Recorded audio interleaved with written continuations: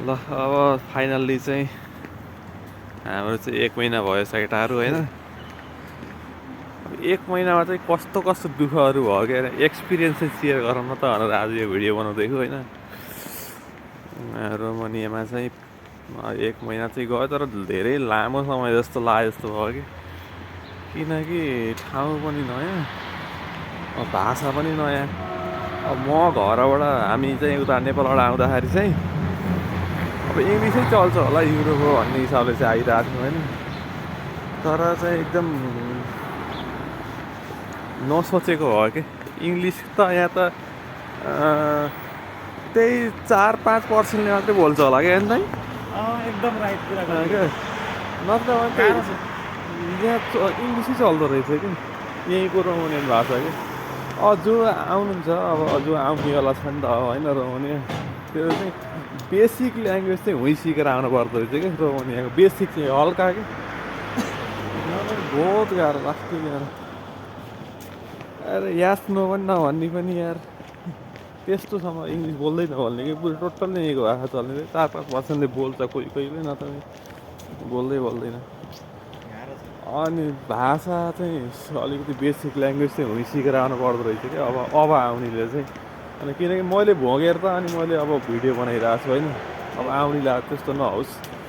त्यसपछि अरू चाहिँ खानाको पनि त्यस्तै अब भिडियो बनाएको थिएँ मैले पहिला होइन। खाना पनि अब धेरै भातहरू चाहिँ खाँदो रहेछ यहाँ चाहिँ, सलादहरू खाने यताउति खाने गर्दो रहेछ। तर हाम्रो त धेरै झगडा गऱ्यो साउसँग बोससँग।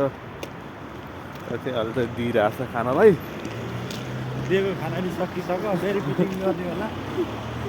अनि अरू चाहिँ अब अझ ठिक पुरा बाटोसाटो गाड्दा पनि पुरै जेब्रा क्रसिङमा खुट्टा राख्ने बित्तिकै पुरै गाडी नै रोक्छ होइन। अरू त ठिक छ, मान्छे पनि आएको ठिक छ होइन। अब अलिअलि त अब यहाँ चन्द्रमा पनि दाग हुन्छ भन्छन् भन्न त होइन, तर मान्छेहरू ठिक छ, केही भन्दैन। राति 2 बजे 3 बजे हिँड्दा नि दृश्य नि केही भन्दैन।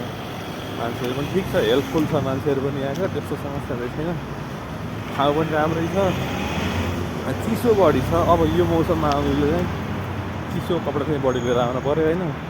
चिसो चाहिँ लास्टै छ, बल्ल सुरु हुँदैछ, सुरुमै बहुत छ चिसो। अरू त ठिकै छ यो ठाउँमा।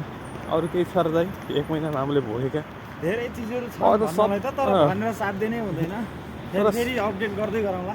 सबैभन्दा गाह्रो चाहिँ भाषा भाषा नसिके चाहिँ बडो गाह्रो बडो गाह्रो क्या। भाषा नसिके चाहिँ लास्टै गाह्रो भनेको चाहिँ गुड मर्निङ दे। हाम्रो त अब 1 महिनामा त यस्तो हुन्छ, बाध्यता भयो नि त, लास्टै बाध्यता भयो कि अहिले चाहिँ सिक्नै पर्ने बाध्यता भयो क्या। अब के भनेर बोल्ने, गुगल ट्रान्सलेट गरेर टाउकोमा हाने गाह्रो छ। अनि पुरै एकदम के अब तिनीहरूसँग बोल्नु पऱ्यो भने मोबाइल निकाल्ने अनि गुगल ट्रान्सलेट गरेर बोल्नु पर्ने। तिनीहरूले त्यही गरेर बोल्ने, त्यही गरेर चाहिँ 1 महिना चाहिँ बिताइयो। अब त अलिअलि तिनीहरूले भनेको नि बुझ्न थाल्यो, अलिअलि खाट्टा नि बोल्न थाल्यो। हल्का अहिले चाहिँ ठिकै छ, नत्र भने त लास्टै गाह्रो भएको थियो यार। त्यही हो, अब आउनेले चाहिँ भाषा चाहिँ अलिकति बेसिक ल्याङ्ग्वेज चाहिँ सिकेर आउनुभयो भने चाहिँ सही हुन्छ। अरू त सबै ठिकठाक छ, ठाउँ पनि राम्रो छ। ल ठाउँ पनि एकदम ठिक छ। हामी चाहिँ बकाउमा छौँ रोमानिया।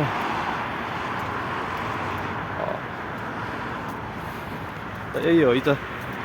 अरू चाहिँ अपडेट चाहिँ दिँदै गरौँला पछि पनि ल।